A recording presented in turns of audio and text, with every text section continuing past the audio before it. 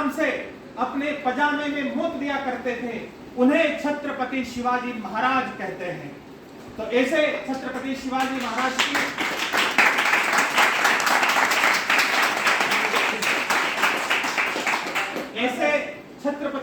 महाराज की आज जन्म जयंती है।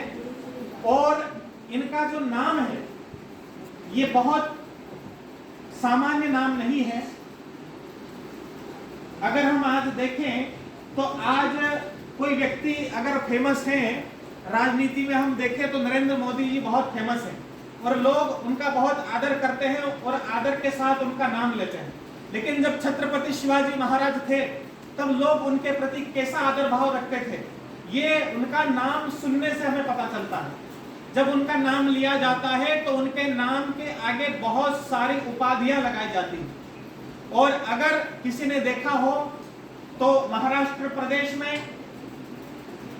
शिवाजी महाराज का जब नाम लिया जाता है तो उस नाम के आगे उनके बहुत सारी उपाधियां हैं, वो बोली जाती है।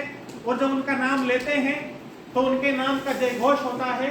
और नाम भी जब लेते हैं, जैसे हम अगर भारत के ध्वज को, तिरंगे झंडे को अगर प्रणाम करते हैं, सलामी देते हैं तो सिर पर ऐसे हाथ रखते हैं।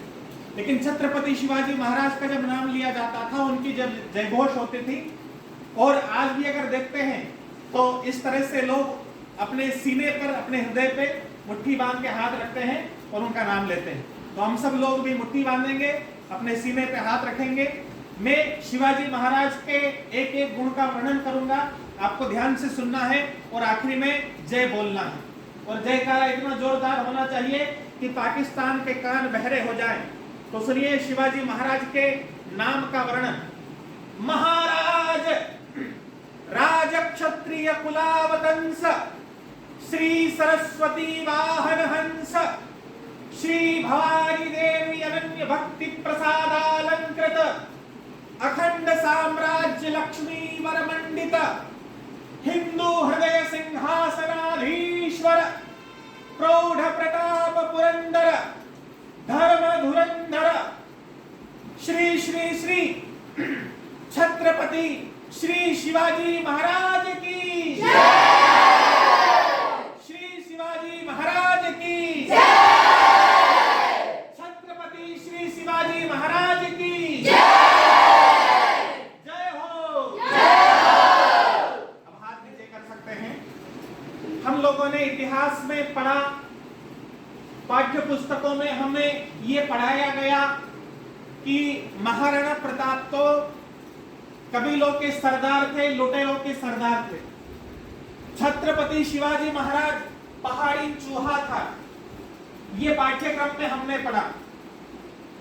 लेकिन अगर हम वास्तविक इतिहास पढ़ते हैं तो हमें पता चलता है कि छत्रपति शिवाजी महाराज कितने महान थे। उनका नाम जब लेते हैं तो कितनी महानता उसमें छुपी है। महाराणा प्रताप का नाम लेते हैं तो देशभक्ति हमारे अंदर भर जाती है। तो फिर क्यों ऐसा पढ़ाया गया कि महाराणा प्रताप लुटेरों का सरदार, छत्रपति शिवाजी महाराज पहाड़ी चूहा। ये इसलिए हुआ कि जब भारत आजाद हुआ 1947 में,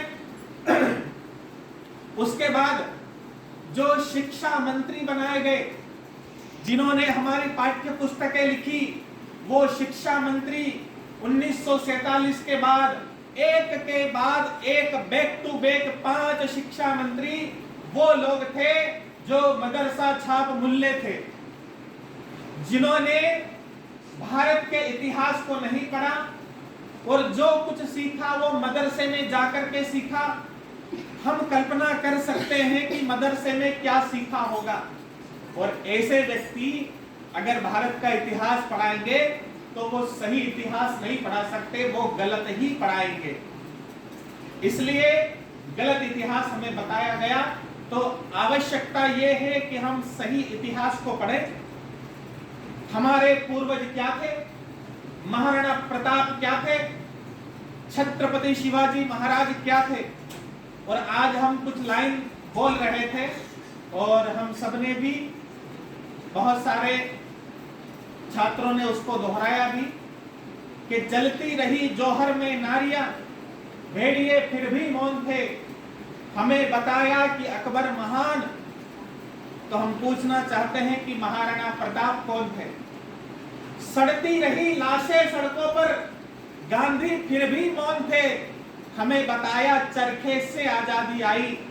तो फांसी पर झूलने वाले वो 20-25 साल के नौजवान कौन थे? हालात ए मुल्क देखकर रोया न गया, कोशिश तो की पर मुंह ढक के सोया न गया। कितने झूले थे फांसी पर, कितनों ने गोली खाई थी, क्यों झूठ बोलते हो साहब कि चरखे से आजादी आई थी? इसलिए असली इतिहास पढ़ने की आवश्यकता है। हम लोग, आप लोग ये सोचोगे कि हम तो गुरुकुल में रहते हैं, हम क्या कर सकते हैं, लेकिन पढ़िए चंद्रशेखर तिवारी, जिनको हम चंद्रशेखर आजाद के नाम से जानते हैं। वो एक गुरुकुल में रहते थे, काशी के गुरुकुल में पढ़ते थे। 14 वर्ष की उम्र, 15 वर्ष की उम्र, और उस आयु में अमरकोश जैसा ग्रंथ उन्होंने कंठस्थ किया।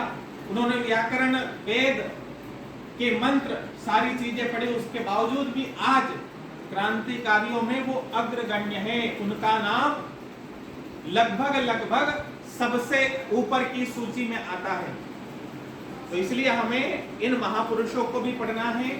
हम संस्कृत पढ़ रहे हैं, वेद, व्याकरण, ज्योतिष इत्यादि विषय पढ़ रहे हैं, लेकिन हमारी भूमिका बहुत बड़ी है।